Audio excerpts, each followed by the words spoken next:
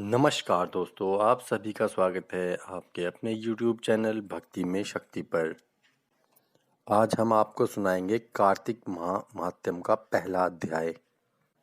नैमिषारण्य तीर्थ में सूत जी ने 80,000 शौक आदि ऋषियों से कहा, अब मैं आपको कार्तिक माह की कथा विस्तार पूर्वक सुनाता हूँ, जिसका श्रवण करने से मनुष्य के सभी पाप नष्ट हो जाते हैं और अंत समय में वैकुंठ धाम की प्राप्ति होती है। सूत जी ने कहा, श्री कृष्ण जी की अनुमति लेकर देव ऋषि नारद के चले जाने के पश्चात सत्यभामा प्रसन्न होकर भगवान श्री कृष्ण से बोली, हे प्रभु, मैं धन्य हुई, मेरा जन्म सफल हुआ। मुझे जैसी त्रिलोक सुंदरी के जन्मदाता भी है और जो आपकी 16,000 स्त्रियों के बीच आपकी परम प्यारी बनी रही। मैं आपके साथ नारद जी को वह कल्पवृक्ष आदि पुरुष विधि पूर्वक दान में दिया, परंतु वही कल्पवृक्ष मेरे घर लहराया करता है। यह बात मृत्यु लोक में किसी स्त्री को ज्ञात नहीं है। हे त्रिलोकीनाथ, मैं आपसे कुछ पूछने की इच्छुक हूँ। आप मुझे कृपया कार्तिक महात्म्य की कथा विस्तार पूर्वक सुनाइए, जिसको सुनकर मेरे हित और जिसके करने से कल्याण पूर्वक आप मुझे विमुख न हो। सूत जी आगे बोले, सत्यभामा के ऐसे वचन सुनकर श्री कृष्ण हंसते हुए सत्यभामा का हाथ पकड़ा और अपने सेवकों को वही सुनाने के लिए कहकर विलाय युक्त अपनी पत्नी को कल्पवृक्ष के नीचे ले गए। फिर हंसकर बोले, हे प्रिय, 16,000 रानियों में से तुम मुझे प्राणों में समान प्यारी हो। तुम्हारे लिए मैं इंद्र एवं देवताओं से विरोध किया था। हे कांते, जो बात तुमने मुझसे पूछी है उसे सुनो। एक दिन मैं श्री कृष्ण तुम्हारी सत्यभामा इच्छा पूर्ति के लिए गरुड़ पर सवार होकर इंद्रलोक जाकर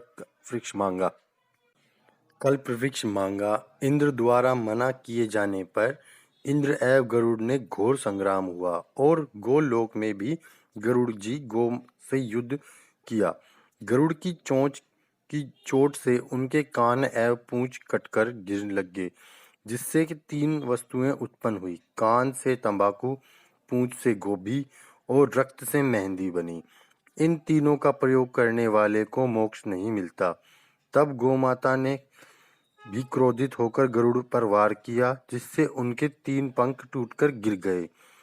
इनके पहले पंख से नीलकंठ, दूसरे से मोर और तीसरे से चकवा चकवी उत्पन्न हुए।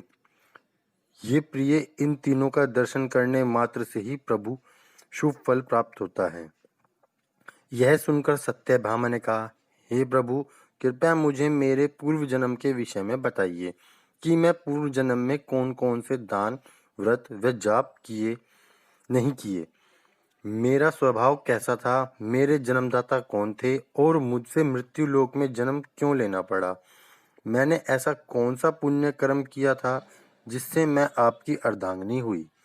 श्री कृष्ण ने कहा, हे प्रिय, अब मैं तुम्हारे द्वारा पूर्व जन्म किए गए पुण्य कर्मों को विस्तार पूर्वक कहता हूँ, उसे सुनो। पूर्व समय में सतयुग के अंत में मायापुरी के अग्नि गोत्र में वेद वेदांता का ज्ञाता देव शर्मा नामक एक ब्राह्मण निवास करता था। वह प्रतिदिन अतिथियों की सेवा, हवन और सूर्य भगवान का पूजन किया करता था। वह सूर्य के समान तेजस्वी था। वृद्ध अवस्था में उसे गुणवंती नामक कन्या की प्राप्ति हुई। उस पुत्रहीन ब्राह्मण के अपनी कन्या विवाह अपने ही चंद्र नामक शिष्य के साथ करा दिया। वह चंद्र को अपने पुत्र समान मानता था और चंद्र भी उसे अपने पिता की भांति सम्मान देता था। एक दिन वो दोनों कुश व समाधि लेने के लिए जंगल गए। जब वे हिमालय की तलहटी में भ्रमण कर रहे थे, तब उन्हें एक राक्षस आता हुआ दिखाई दिया। उस राक्षस को देख भय के कारण उसे अंग सिलंग हो गए। वे वहां से भागने में भी असमर्थ हो गए। तब उस काल के समान राक्षस ने उन दोनों को मार डाला। चूंकि वे धर्मात्मा थे, इसलिए मेरे पार्षद उन्हें मेरे बैकुंठ धाम मेरे पास ले आए।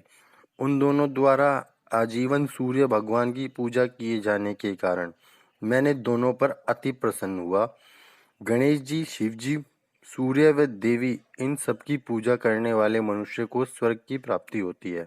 मैं एक होता हुआ भी काल और कर्म में भेद से 5 प्रकार का होता है, जैसे एक देवदत्त, पिता, भ्राता आदि नामों से पुकारा जाता है।